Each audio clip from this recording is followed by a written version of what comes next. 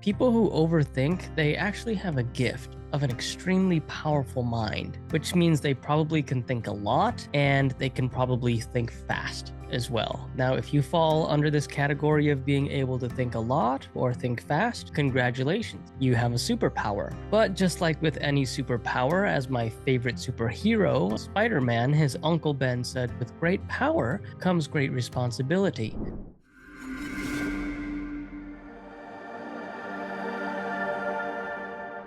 Hey everybody, how's it going? My name is Coach Junior from the CFS Recovery Team. I hope you're doing well. In today's video, we are going to be talking about some tips and tricks if you are a little bit of an overthinker. Now, I've got the privilege to work with my fair share of overthinkers, so hopefully these things that I have shared with the people that I've worked with can ultimately go on to help you as well. Now, before I get started, I just want to preface this video by saying by no means am I a medical professional, a doctor, or a mental health professional by any stretch of the imagination. I am just an individual who has gone through this experience, much like yourself, has since made it onto the other side, and hopefully can give you some valuable information that will help you on your journey. Now, with that being said, let's go into our topic of the day, which is overthinking, right? Now, with overthinking, you got to understand it like this, right? People who overthink, they actually have a gift of an extremely powerful mind, which means they probably can think a lot and they can probably think fast as well. Now, if you fall under this category of being able to think a lot or think fast, congratulations, you have a superpower. But just like with any superpower, as my favorite superhero, Spider-Man, his Uncle Ben said, with great power comes great responsibility. Because whilst an incredible mind and an extremely powerful brain brings you the potential to go on and do extraordinary things and be able to change the world, if used in the right direction, it can also be used in the unhealthy, unsustainable, and wrong direction, which can then ultimately lean into a life of sabotaging you, actually, right? So instead of changing the world, we're sabotaging ourselves because we're using our brains in the wrong direction. I get two very commonly asked questions as a coach for my people who have a tendency to overthink. They're asking me, Junior, how do I think less? Or they're asking me, Junior, how do I think slower? Or they'll ask me both as well. But here's what that tells me is that somebody who's asking me, how do I think less or how do I think slower is now under the belief that them thinking a lot and them thinking fast is the thing that's making them or has made them or is currently keeping them sick or in this condition or this situation. So they're actually perceiving overthinking as something that's negative. So my first tip would actually be to change how you perceive your overthinking and the power of your brain. I don't want you to see it as a bad thing. I don't want you to see it as the thing that's keeping you sick because the truth of the matter is that it's not actually the thing that's keeping you sick. You have a superpower. And imagine if I would agree with these people and told them, okay, great, I can help you think slower. I can help you think less. That actually does that individual more of a disservice than a service. Because what that looks like is it looks like a coach suppressing, silencing, or watering down somebody's superpower or somebody's incredible ability that they possess. Instead of trying to water down and suppress an incredible brain, I would rather teach the individual how to use the brain in a healthier direction, which then goes to my next point. It's not about how much you think. It's not about how fast you think. That's not the thing that's keeping you stuck. It's about what you think about and how you approach it, okay? Because most of the time when I have to ask these folks what they think about, that's when the truth is revealed. And we come to the conclusion, okay, Junior, I have a lot of overthoughts in terms of my fears, in terms of my worries, in terms of anticipation. I think a lot about worst case scenario. I think about a lot of things that don't really affect me or matter to me in the immediate moment, right? And so that's when the truth kind of comes out, and I have to tell them, okay, see, we have to be mindful of that. Forget how fast you think, forget how much you think. Let's focus on what you think about, which is a lot of worrying, a lot of fear, leaning heavily into the negativity. So then these individuals would come up to me and ask me, okay, Junior, so how do I change my very negative leaning mind into the positive, because isn't that what's ultimately going to help me heal? And what I tell these folks is no, you actually don't want to go from thinking very negatively to thinking very positively. And here's why: because when you do that, you're trying to train your brain to go from one extreme to another.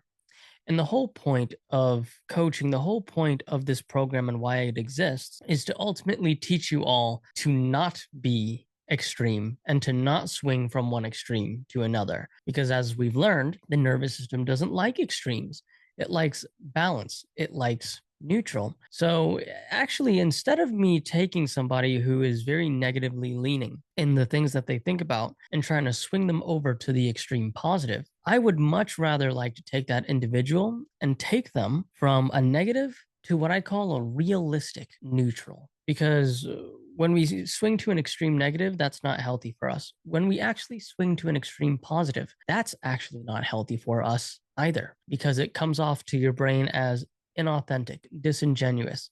Your brain knows you're lying. Your brain doesn't like liars either. So, trying to bring it from a negative to a realistic neutral would be probably the best course of action. So, I'll give you a real life example of how this can be approached. So, I remember talking to a thriver a couple weeks ago on a one on one call. And we determined yes, he thinks a lot, he thinks fast. That's not the problem. He has a superpower. I'm not going to do anything to suppress that. I'm just going to change the nature of your thoughts. So then he asked me from negative to positive. I said, no, negative to neutral. Give me a real life example of something that you're going to be doing in the future that maybe you're fearful of or worried about. He tells me he's going to a shopping mall in a week's time. And I said, okay, great, shopping mall, right? So we're going to be in and out of stores. Okay, tell me what's your thought process behind going to the shopping mall? Because he hadn't been to the shopping mall for a while. And he says, Junior, I'm going to be honest with you. I'm afraid there's going to be too many people. That's number one. I'm afraid it's going to be too stimulating. That's number two. And I'm going to be afraid that I won't be able to handle it for as long as I stay there. And I'm going to feel really bad afterwards. That's number three. I said, great, wonderful examples. So now that we've determined that these things are very negative leaning, let's bring those things back into a realistic neutral. Okay.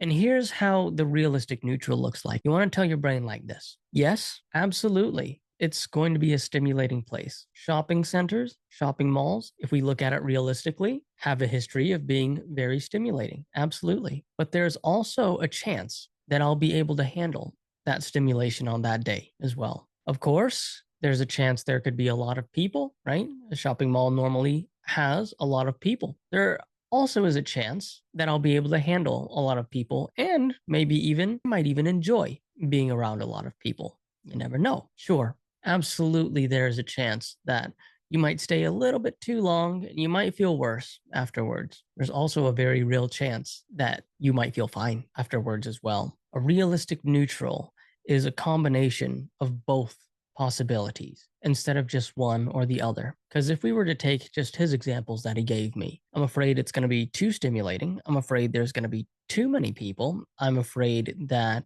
I'm going to feel worse afterwards. Imagine if I had him swing to the other very unrealistic and toxic positive as well, where I told him everything's going to be fine, nothing's going to go wrong, there's zero chance of anything happening, and you have nothing to worry about. Just go. You're going to be completely okay. It's a lie, okay? Your brain doesn't like liars, it likes realistic neutral. Yes, it's stimulating. There's a chance you'll be able to handle it. Yes, there's going to be people. There's a chance you might enjoy that. Yes, there's a chance that you might feel worse afterwards.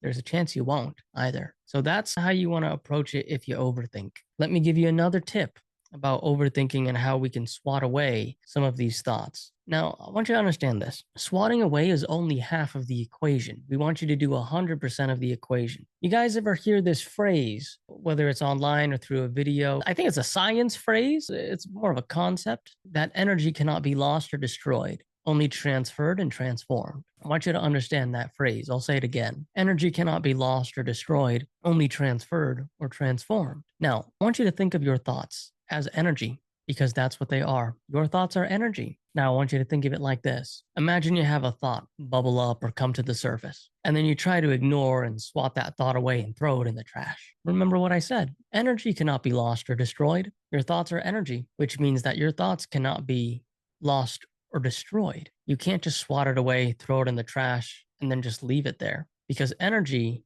can only be transformed. That's the thing. So, what happens if you have a thought, you swat it away, you try to ignore it, and then you don't transform the thought into the other direction? You guessed it. That thought that you believed that you threw away in the trash is just going to come right back. That's the thing. The thought comes up. Oh, I don't like this one. Throw it away in the trash. I do nothing to replace it with anything else in another direction, which means there's open space here, which means it's just going to come right back like a boomerang. What you want to do is you want to acknowledge you have a thought bubbling up to the surface.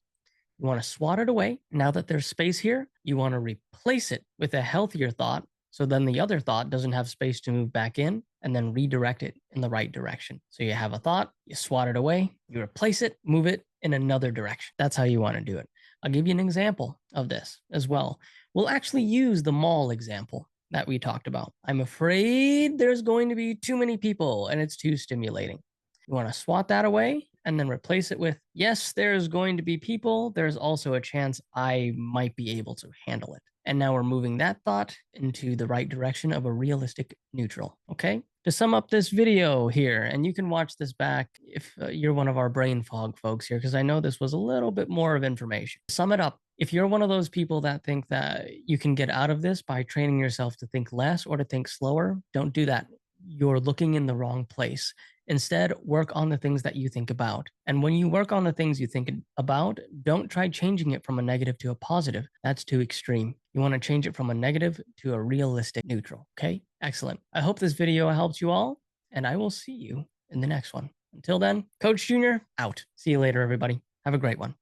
Let's say that CFS recovery is absolutely the real deal. I actually felt like somebody had an answer, like somebody explained what was going on, and it all clicked.